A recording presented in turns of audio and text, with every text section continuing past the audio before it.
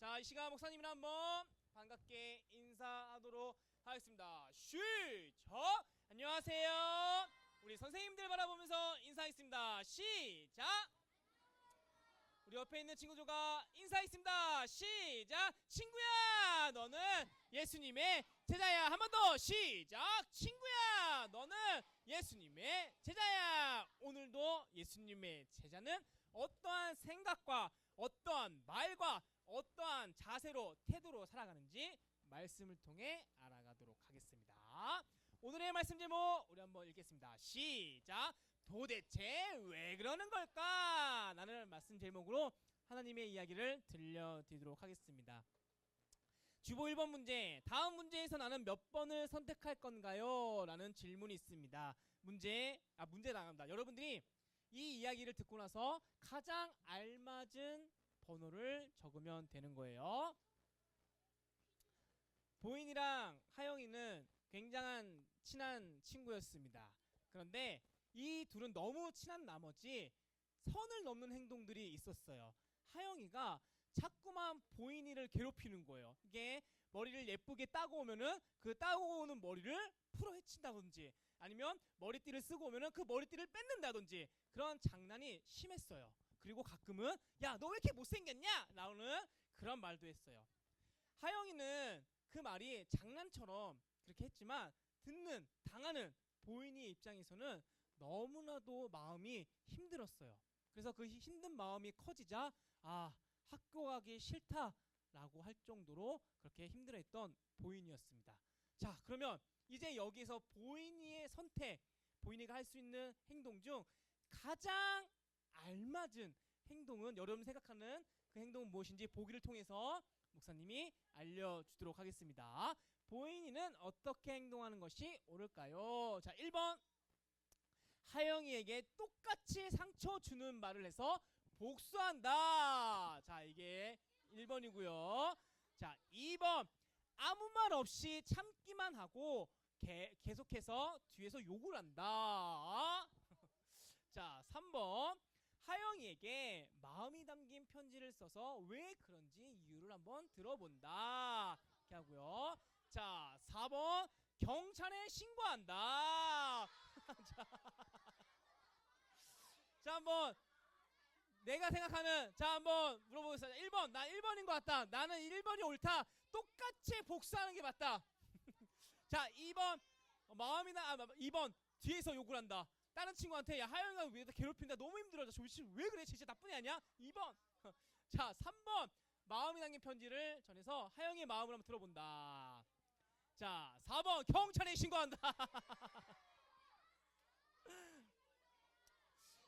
아마 우리 초등부 친구들은 4번이라고 하지만 이제 마음속은 다 이제 거의 3번이라고 아마 생각을 할 거예요. 사실 보면 있잖아요. 모든 게 다 정답이 될 수 있어요. 그 이유는 있잖아요. 하영이가 나를 먼저 괴롭혔기 때문에 라고 하면 1번도 답이 될 수 있어요. 하영이가 먼저 나를 괴롭혔기 때문에 나도 똑같이 복수하는 거야. 그쵸? 하영이가 나를 먼저 괴롭혔기 때문에 내가 하영이를 욕하는 거야. 그것도 되잖아요. 그쵸? 4번도 하영이가 먼저 나를 괴롭혔기 때문에 나는 경찰에 신고하는 거야. 다 이유가 됩니다. 그쵸? 그런데 우리가 3번을 선택한 이유는 좋은 선택이라는 것을 배웠기 때문이에요. 3번이 좋은 선택이라는 것을 배웠기 때문에 우리는 3번을 선택을 합니다. 우리는 이제 자라면서 많은 것들을 배웁니다. 학교에서도 이런 저런 것도 배우고 또한 집에서도 이러한 저런 것들을 배웁니다. 그 배움을 통하여서 우리는 좋은 선택을 할 수 있도록 만들게 하는 것인데요. 자, 그 예를 들어서 우리 2번에 보면은 내가 생각하는 밥상머리 예제를 쓰시어 나와있죠. 우리 초등부 친구도 혹시 밥상머리 예절에 대해서 들어봤다? 밥상머리 예절 들어봤다. 자, 아이나 밥상머리 예절이 뭐야? 밥상머리 예절이 뭐야? 그치? 그러면 물어볼게. 지안아, 어떤 것이 있을까? 그렇지, 맞아요. 또 있다. 또 얘기해보자. 재훈이 뭐가 있을까? 어. 아, 다리를 놓고. 그쵸? 또 우리 주한이. 그치, 이런 것도 있단 말이야. 여러분들이 배운 것도 있단 말이야. 밥 먹을 때 우리가 지켜야 할 예절을 바로 밥상머리 예절이라고 하는데, 자, 목사님은 이렇게 배웠어요. 부모님이 먼저 수저를 들기 전에는 먼저 들지 않는다. 그리고 밥을 먹을 때 쩝쩝쩝 거리지 않는다. 그리고 밥 먹을 때 엄마 아빠 맛있는 거 해주셔서 감사합니다 인사하고요. 그리고 숟가락으로 밥그릇을 챙챙챙챙 치는 그런 행동 또한 하지 말라고 배웠고요. 그리고 다 먹고 나선 여러분 그대로 두는 것이 아니라 내가 먹은 그릇과 숟가락은 어떻게? 싱크대에 갖다 놓는다. 이러한 것들이 여러분 밥상머리 예절에 우리는 배웠습니다. 이런 것들을 하면, 이런 행동을 하면은, 아, 너는 밥상머리 예절이 있는 사람이구나 라고 그렇게 듣고요. 만약에 밥 먹을 때 쩝쩝거리고 발 올려서 먹고, 그리고 부모님께 감사 인사도 안 하면은 밥상머리 예절이 없는 사람으로 보여지게 됩니다. 여러분, 이처럼 있잖아요. 우리는 예수님의 제자입니다. 예수님의 제자는 배워야 하는 것들이 너무나도 많아요. 이 성경책을 통하여서 너무나도 배울 것이 많은데, 오늘 그 중에 그 하나를 또 하나 우리는 좀 배워보려고 합니다. 누가 창세기 45장의 제목을 읽어줄 친구 있나요? 여러분, 성경책 말씀 읽고 나서 성경책 덮지 마세요. 덮지 말고. 자, 우리 하준아, 창세기 45장 제목 읽어주세요. 시작. 자기를 밝히다. 누가? 요셉이. 그러면 우리 초등부 친구들은 요셉이란 인물이 어떠한 사람인지에 대해서 잘 알고 있을 거라고 믿어요. 자, 그러면 내가 알고 있는 요셉은 이런 사람이다. 한번 얘기해. 그래요, 상우야. 착한 사람. 좀 약간 부족한데. 자, 라윤이. 하나님을 사랑하는 사람. 그것도 맞아. 틀리지 않을 수 없어. 자, 우리 수호. 네? 아, 노예. 그거 맞지. 노예 때 맞아요. 자, 그래, 은우. 어떤 사람? 원수를 사랑하는 사람. 목사님 무슨 이유인지 잘 얘기해 줄게요. 자, 보면은 우리는 이제 총리 요셉, 너무나 총리 요셉, 한 나라의 총리였던 요셉도 우리는 알고 있고요. 그리고 형들에게 팔려간 요셉으로도 알고 있고, 또한 철없는 요셉, 자기의 꿈을 그냥 있는 그대로 얘기한, 다시 말해서 이 말을 얘기하면 사실 기분 나빠하는 얘기일 텐데 그걸 그냥 서슴없이 얘기했던 철없던 요셉, 우리는 알고 있습니다. 이처럼 우리가 요셉을 너무나 잘 알고 있는데, 오늘 이 시간 있잖아요. 3번에 보면 앞으로 우리가 요셉을 어떠한 사람으로 기억해야 될지 딱 알려주도록 할게요. 그 전에 먼저 있잖아요. 저번 주에 로마서 16장을 우리는 배웠습니다. 퀴즈. 저번 주 로마서 16장을 통하여서 나누었던 인물 3명. 인물 3명 누굴까요? 3명. 자매 땡땡. 그리고 천막을 지었던 했던 사람 말고. 자, 우리 윤호 시작. 그리고 한 명 더. 한 명 더. 자매, 우리 자매? 우리 우리 자매 누구야? 빨리 주워 먹어. 야. 누구? 까먹었어. 야, 진짜 솔직하다 진짜야. 자, 유은이 시작. 아굴라랑 뭐라고요? 보네스 길라. 그리고 한 명 우리 자매 베베 가져가서 선물. 맞아요. 이렇게 우리는 3명의 인물을 배웠는데, 바울이 기억하는 이 3명의 인물은 돈이 많은 사람 또는 뭐 잘난 척하는 사람, 그런 사람이 아니라 주님의 몸된 교회를 섬겼던 사람, 그리고 자신이 벌었던 돈, 천막을 팔아서 돈을 벌었는데 그 돈을 자신을 위해서 사용한 것이 아니라 전도를 위해서 그 돈을 사용했던 사람으로 기억하고 있습니다. 마찬가지로 요셉 또한 여러 가지 모습들이 있어요. 그 중에 우리가 앞으로 요셉 하면은 이런 사람으로 꼭 기억해야 되는데 어떤 사람이냐? 자, 같이 함께 말씀을 통해서 알아보도록 하겠습니다. 읽겠습니다. 시작. 요셉과 함께 하심으로 그가 형통한 자가 되어 그의 주인 애굽 사람의 집에 있으니 그의 주인이 여호와께서 그와 함께 하심을 보며 또 여호와께서 그의 범사에 형통하게 하심을 보았더라. 따라해 보겠습니다. 형통한 사람. 한 번 더. 형통한 사람.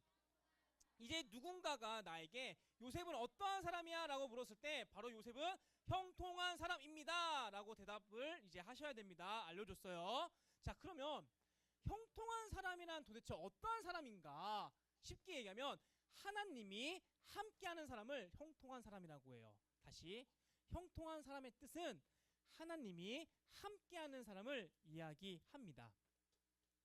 우리가 생각하는 형통은 내가 생각하는 대로 내 계획대로 100% 진행되는 것을 형통이라고 생각을 하는데, 사실 하나님께서 요셉을 보면서 너는 형통한 사람이야 라고 했던 환경은 지금 요셉은 노예입니다.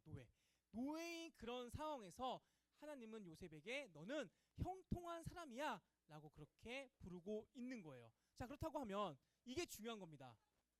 형통한 사람은 과연 도대체 어떠한 사람인가?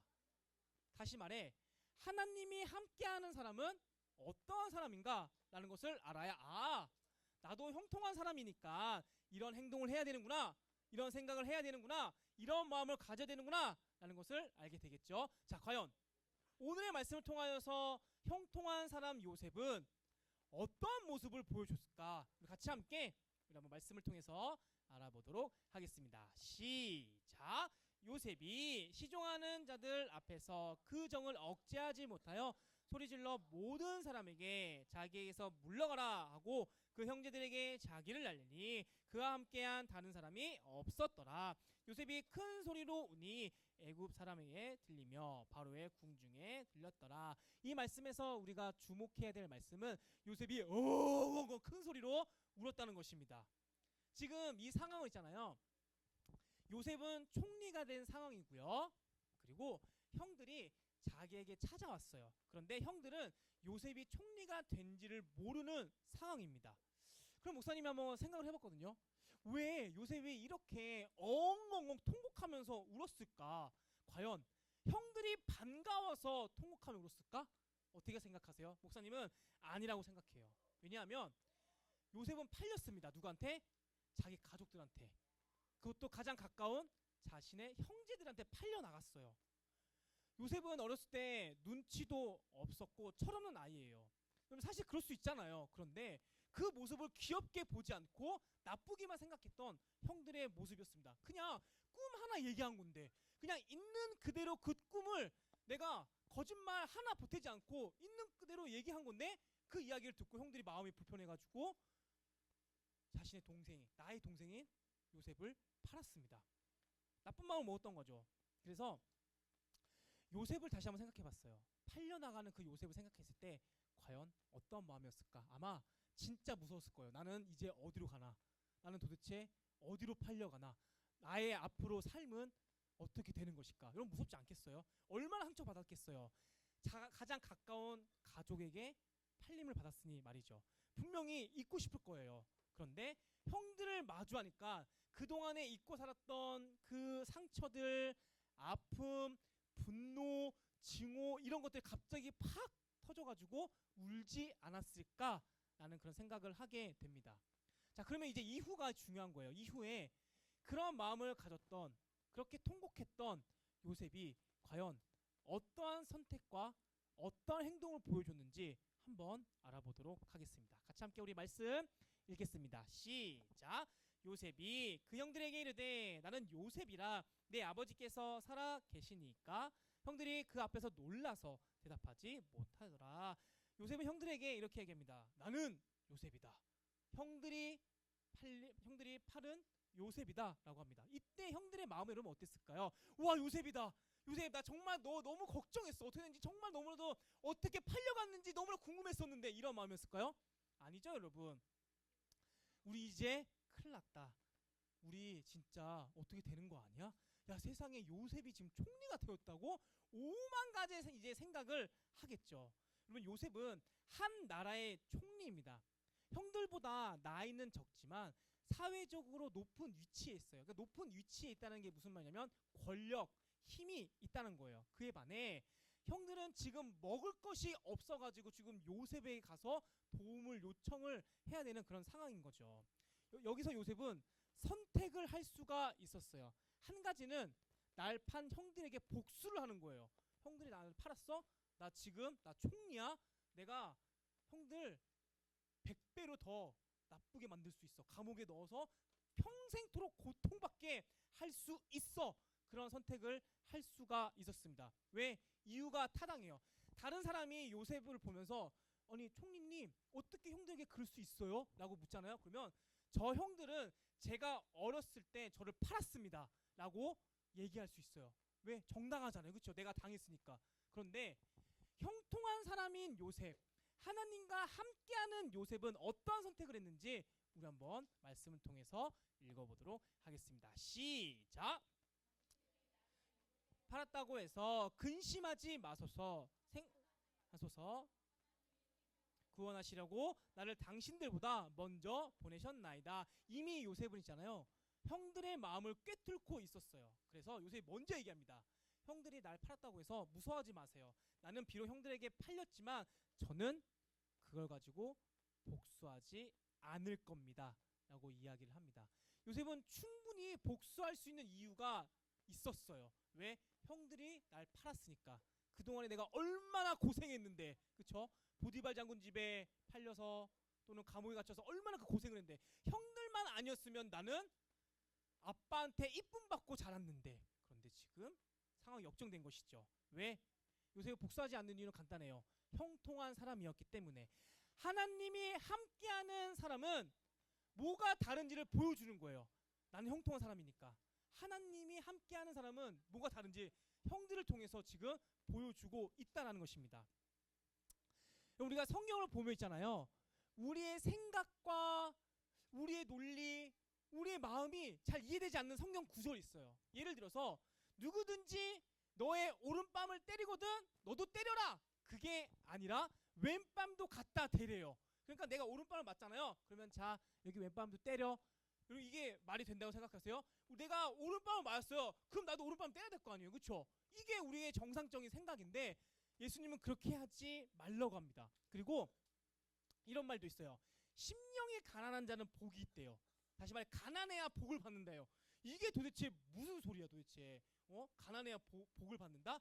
우리의 이 생각으로 이해되지 않는 말씀들이 있는데 그러면 왜 자꾸 예수님께서는 이런 말도 안 되는 말씀들을 하시는 걸까? 일단 첫 번째는 우리가 지킬 수 있는, 우리가 이 말씀을 행동할 수 있는 능력이 우리 안에 있다 없다? 있다. 있기 때문에 얘기하시는 거예요. 할 수 있는 거를 우리한테 준다라는 것입니다. 그래서 우리가 형통한 사람이 되어야 한다는 것이죠. 요셉이 그것을 보여주고 있는 거예요. 자, 말씀에서도 이렇게 나와 있습니다. 요셉이 형들을 사랑하게 된 이유. 자, 같이 함께 말씀 보도록 하겠습니다. 시작. 나는 너희에게 이르노니 너희 원수를 사랑하며 너희를 박해하는 자들을 위하여 기도하라. 예수님의 가르침이에요. 그 가르침에 따라서 요셉 또한 지금 내 앞에 있는 형들이 진짜 원수 같잖아요. 그렇죠? 아우 진짜 꼴배기도 싫어 진짜. 어떻게 나를 팔아가지고 진짜 이렇게 하지만 예수님께서 가르쳤기 때문에 원수를 사랑해라. 원수를 위해서 기도해라. 이것이 바로 형통한 사람의 모습, 하나님이 함께하는 사람의 모습이다 라고 가르쳤기 때문입니다. 그러면 우리는 알고 있어요. 원수를 사랑해라. 사실 많이 들어봤는데 그럼 도대체 어떻게 그냥 원수 사랑하면 되는 거예요? 어떻게 이게 가능하죠? 이런 생각 들잖아요. 그렇죠? 그래서 우리가 이러한 마음가짐이 있어야 됩니다. 이러한 마음가짐이 있어야 원수를 사랑할 수가 있는데 어떠한 마음가짐이냐면 바로 뭘 모르기 때문이다 라는 그 마음가짐이 있어야 돼요. 이게 무슨 말이냐면 이거예요. 만약에 지금 여러분들이 지금 예배 드리고 있잖아요. 그런데 만약에 저 뒤에서 갓난아이가 아장아장 걸어서 여기까지 올라왔습니다. 여러분 이 아이를 보면서 여러분들 뭐라고 할 수 있어요? 야 예배 드리고 있지 않아 지금 뭐하고 있는 거야? 이렇게 할 수 있어요? 아니죠 여러분. 야 이 아이는 그냥 뭘 모르기 때문에 이렇게 하는 거야. 여러분들은 지금 알고 있기 때문에 목사님이 얘기를 하는데 듣고 있잖아요. 그렇죠? 그리고 가만히 앉아 있잖아요. 알기 때문에. 하지만 갓난 아기들은 뭘 모르기 때문에 그냥 나오는 거란 말이죠. 그거에 대해서 뭐라고 할 수가 없어요. 왜? 뭘 모르기 때문에. 그렇죠? 그럼 이 말씀 있잖아요. 사실 스데반 집사님을 통하여서 우리들에게 알려주고 있어요. 여러분, 스데반 집사님이 어떠한 분인지 우리는 잘 알고 있습니다. 예수님을 너무 사랑해서 예수님을 전했어요. 그런데 이때 당시 사도 바울, 즉 우리가 알고 있는, 너무나도 잘 알고 있는 그 사도 바울이 예수님을 만나기 전이었습니다. 예수님을 만나기 전 사도 바울은 그 누구보다도 예수님을 믿는 사람들을 싫어했죠. 그렇죠? 그래서 하루는 스데반 집사님을 딱 이제 그 먹잇감으로 다 포착한 거예요. 그래서 이 스데반 집사님을 이제 잡습니다. 그리고 나서 돌을 던지라 라고 합니다. 그때 돌에 저렇게 맞고 있는데 스데반 집사님이 이렇게 얘기합니다. 주님, 저들을 복수해 주세요 라고 했을까요? 저들에게, 나에게 돌을 던지는 그들에게 번개를 내려주세요, 불을 내려주세요, 그렇게 했을까요? 아니에요, 여러분. 스데반 집사님은 이렇게 얘기했어요. 저들의 죄를 저들에게 돌리지 마세요. 왠지 아세요? 저들이 지금 하고 있는 짓을, 행동은 그들은 모르고 있기 때문입니다 라고 해서 스데반 집사님은 그렇게 그들을 사랑했던 것이죠. 여러분, 사실 원수를 사랑해라, 사실 말도 안 되는 거 하지만 우리 마음 가운데 있잖아요. 그들은 뭘 모르고 있어, 이 마음을 품잖아요. 그러면 그 원수를 사랑해라는 이 공식이 성립할 수가 있다라는 것입니다. 사랑하는 초등부 친구들, 요셉은 형통한 사람이었습니다. 형통한 사람은 하나님과 함께하는 사람을 의미하는데, 오늘의 말씀에서는 이것만 기억하면 돼요. 하나님과 함께하는 사람은 뭔가 달라도 다른 행동을 한다. 그것이 바로 원수를 사랑했던 모습을 보여줬습니다. 우리 사랑하는 초등부 친구들 주위 가운데도 정말 나를 못살게 굴고 괴롭히고 나를 싫어하는 친구들이 있을 거예요. 그렇죠? 그런데 우리가 그들을 볼 때에, 야, 나도 쟤 싫어해야지, 쟤가 나를 싫어하니까 나도 미워야겠다, 그 마음이 아니라, 그래, 쟤는 그냥 뭘 모르니까 내가 예수님 먼저 믿은 사람으로 쟤를 사랑해야겠다. 그것이 형통한 사람의 모습입니다. 우리 사랑하는 초등부 친구들도 요셉의 모습을 본받아서 형통한 사람으로 멋지게 살아가는 우리 초등부 친구 되시길 예수님의 이름으로 축복합니다.